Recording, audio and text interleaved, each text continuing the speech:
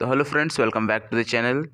तो आज फिर से हम एनसीआरई और आरआरबी पैरामेडिकल्स के ईसीजी टेक्नीशियन के एग्ज़ाम पर आधारित 100 एमसीक्यू को देखने वाले हैं। वीडियो को शुरू करने से पहले अगर आप इस चैनल पर नए हैं तो वीडियो को लाइक और चैनल को सब्सक्राइब कर दीजिएगा। एंड चलिए शुरू करते हैं आज का वीडियो। तो आज का जो पहला क्वेश्चन है, how does pulmonary embolism affect the electrical axis?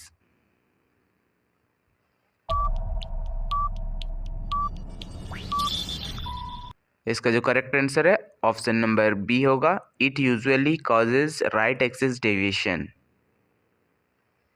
Next question की ओर बढ़ते हैं। क्वेश्चन नंबर 2 में आपसे पूछा गया है, how does pericarditis affect the electrical axis?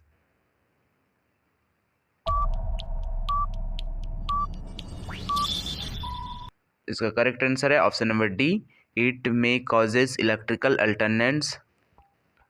Next question की ओर बढ़ते हैं, क्वेश्चन नंबर 3 की ओर। क्वेश्चन नंबर 3 में आपसे पूछा गया है, what is the significance of a right axis deviation in a patient with acute myocardial infarction?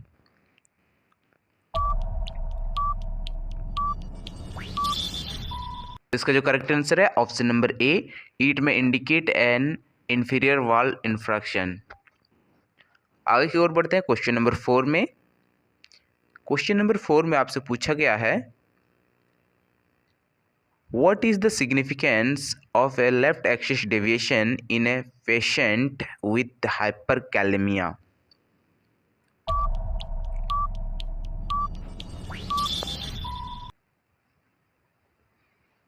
तो इसका जो करेक्ट आंसर है ऑप्शन नंबर ए होगा, it is a common finding in hyperkalaemia. Next question है क्वेश्चन नंबर 5।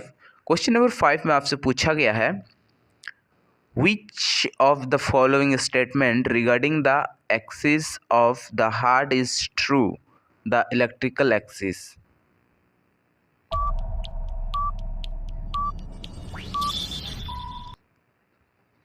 तो इसका जो correct answer है ऑप्शन नंबर बी।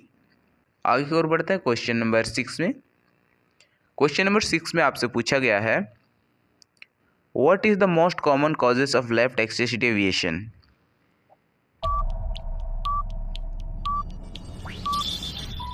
जो करेक्ट आंसर है ऑप्शन नंबर ए होगा, left ventricular hypertrophy. Left ventricular hypertrophy correct answer. आगे की ओर बढ़ते हैं क्वेश्चन नंबर 7 में। क्वेश्चन नंबर 7 में आपसे पूछा गया है, what is the most common causes of right axis deviation?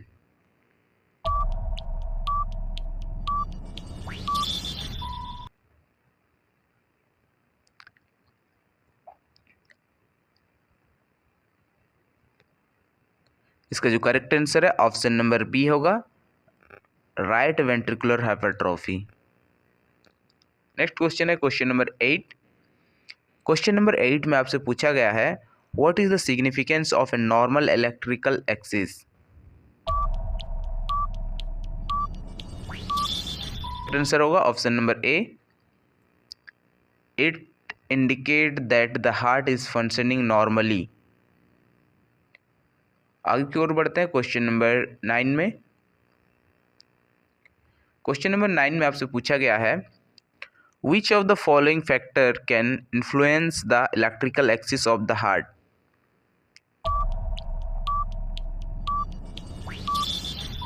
Correct answer है ऑप्शन नंबर डी होगा, ऑल ऑफ द अबव, इनमें से सभी। आगे की ओर बढ़ते हैं क्वेश्चन नंबर 10 की ओर। क्वेश्चन नंबर 10 में आपसे पूछा गया है, which of the following is not a typical finding in left axis deviation?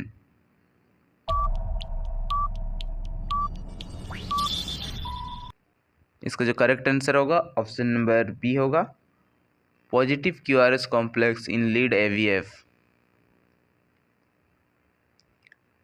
आगे की ओर बढ़ते हैं क्वेश्चन नंबर 11 में।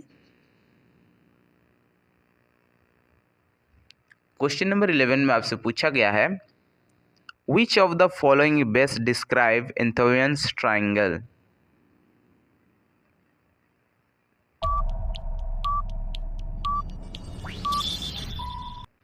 इसका जो करेक्ट आंसर है option number A triangle formed by the placement of the 3 lymph electrode. आगे की ओर बढ़ते हैं क्वेश्चन नंबर 12 में। क्वेश्चन नंबर 12 में आपसे पूछा गया है Einthoven's triangle is formed by which 3 limb electrodes.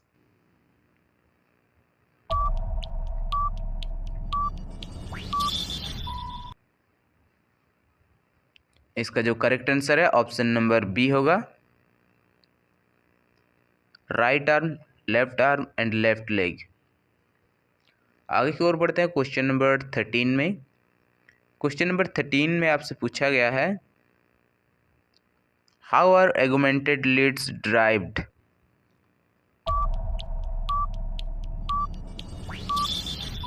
Correct answer है ऑप्शन नंबर बी होगा, by combining the signals from 2 limbs lead. Question number 14। Question number 14 में आपसे पूछा गया है which of the following equation correctly represent the derivation of AVR।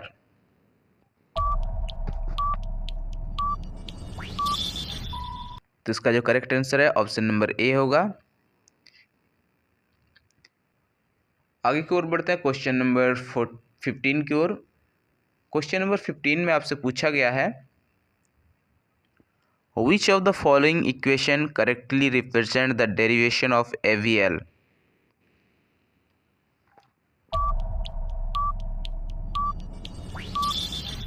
इसका जो correct answer है ऑप्शन नंबर ए। आगे की ओर बढ़ते हैं क्वेश्चन नंबर 16 में। क्वेश्चन नंबर 16 में आपसे पूछा गया है which of the following equation correctly the derivation of AVF।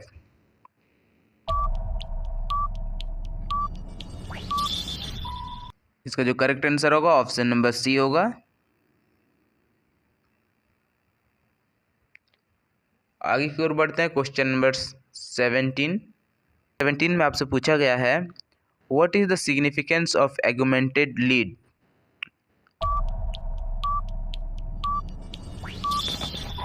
Answer होगा ऑप्शन नंबर डी होगा, ऑल ऑफ द अबव। आगे और बढ़ते हैं क्वेश्चन नंबर 18 में। क्वेश्चन नंबर 18 में आपसे पूछा गया है which augmented lead provide a view of the heart from the right shoulder.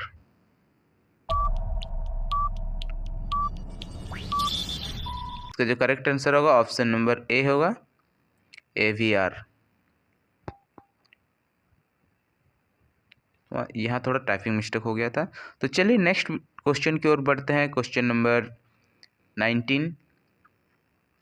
Question number 19 में आपसे पूछा गया है which augmented lead provides a view of the heart's from the left shoulder.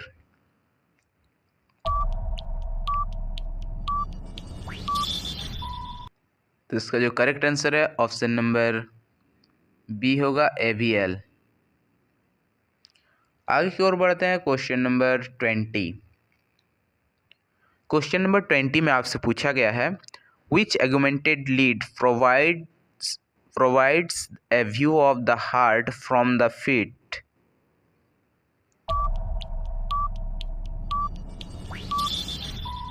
तो इसका जो करेक्ट आंसर होगा ऑप्शन नंबर सी होगा, AVF। तो आई होप आप लोगों को ये वीडियो पसंद आ रहा होगा। तो वीडियो को आगे बढ़ने से पहले वीडियो को लाइक और चैनल को सब्सक्राइब कर दीजिए। नेक्स्ट जो क्वेश्चन है क्वेश्चन नंबर 21। क्वेश्चन नंबर 20 इन AVR ए predominantly positive deflection indicates.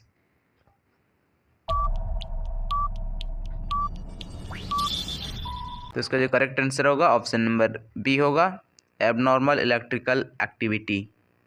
Question की ओर बढ़ते हैं क्वेश्चन नंबर 22। इन AVL ए प्रेडोमिनेंटली पॉजिटिव डिफ्लेक्शन इंडिकेट्स।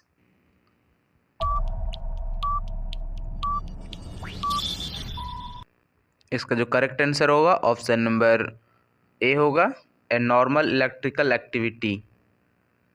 आगे की ओर बढ़ते हैं क्वेश्चन नंबर 23 में। क्वेश्चन नंबर 23 में आपसे पूछा गया है in AVF a predominantly positive deflection indicates.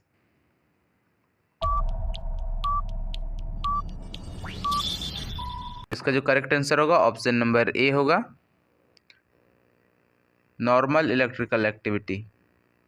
Next question, question number 25। Question number 25 में आपसे पूछा गया है which augmented lead is most useful for detecting left ventricular hypertrophy.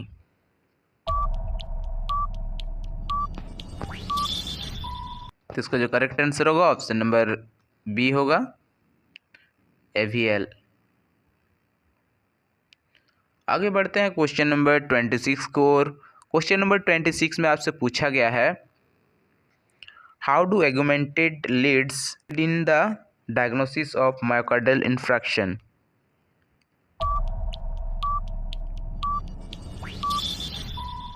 तो इसका जो करेक्ट आंसर है ऑप्शन नंबर डी होगा, ऑल ऑफ द एबव। आगे बढ़ते हैं क्वेश्चन नंबर 27 की ओर। क्वेश्चन नंबर 27 में आपसे पूछा गया है what is the significance of A predominantly negative deflection in AVR।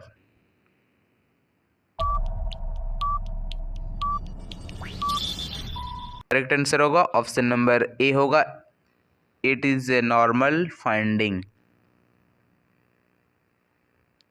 आगे बढ़ते हैं क्वेश्चन नंबर 28 से। क्वेश्चन नंबर 28 में आपसे पूछा गया है what is the significance of A predominantly negative deflection in AVL।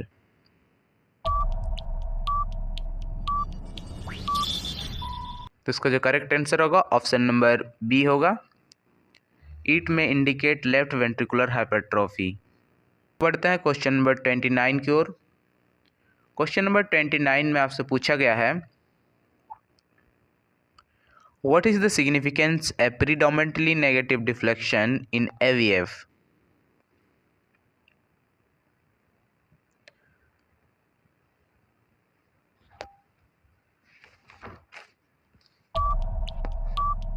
तो इसका जो करेक्ट आंसर है ऑप्शन नंबर सी होगा, इट में indicate right ventricular hypertrophy. Next question की ओर बढ़ते हैं क्वेश्चन नंबर 30 में आपसे पूछा गया है which of the following statement regarding augmented leads is true.